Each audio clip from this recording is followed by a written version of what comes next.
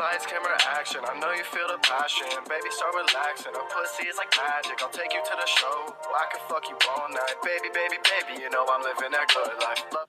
Assalamualaikum warahmatullahi wabarakatuh. Halo guys, di video ini saya ingin mempresentasikan materi tentang pengertian hukum perdata Islam di Indonesia, latar belakang atau teori-teori hukum perdata Islam di Indonesia, dan yang terakhir adalah kekuatan hukum perdata Islam di Indonesia.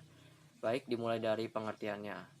Pengertian hukum perdata adalah hukum yang bertujuan menjamin adanya kepastian di dalam hubungan antara orang yang satu dengan orang yang lain. Kedua-duanya sebagai anggota masyarakat dan benda dalam masyarakat. Sedangkan hukum perdata Islam adalah peraturan yang dirumuskan berdasarkan wahyu Allah dan sunnah Rasul tentang tingkah laku mukallaf dalam hal perdata atau muamalah yang diakui dan diyakini berlaku mengikat bagi semua pemeluk Islam khususnya di Indonesia. Selanjutnya adalah teori-teori yang melatar belakangi berlakunya hukum perdata Islam di Indonesia. 1. Teori receptio in complexu. Teori ini adalah memperlakukan hukum Islam secara penuh terhadap orang Islam karena mereka telah memeluk Islam. Teori ini dimunculkan oleh Van den Berg.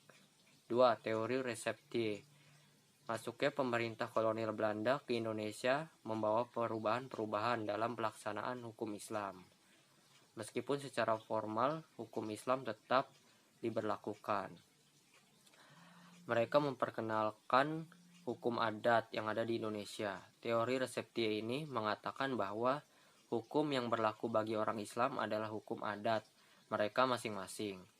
Hukum Islam dapat berlaku apabila telah diresepsi oleh hukum adat. Jadi hukum adatlah yang menentukan ada tidaknya hukum Islam. 3. Teori receptie exit atau receptio a contratio. Teori ini menyatakan bahwa hukum adat baru berlaku kalau tidak bertentangan dengan hukum Islam. Jika selama teori receptie berlaku, adalah sebaliknya, yaitu hukum Islam dapat dilaksanakan. Apabila diterima hukum adat, maka sekarang hukum adat yang tidak sejalan dengan ketentuan hukum Islam harus dikeluarkan, dilawan atau ditolak. Dan selanjutnya yang terakhir adalah kekuatan hukum perdata Islam di Indonesia. Apabila hukum perdata Islam dan kekuatan hukumnya dianalisis secara ketatanegaraan di negara Republik Indonesia, dapat dikatakan bahwa asasnya adalah Pancasila dan Undang-Undang Dasar 1945.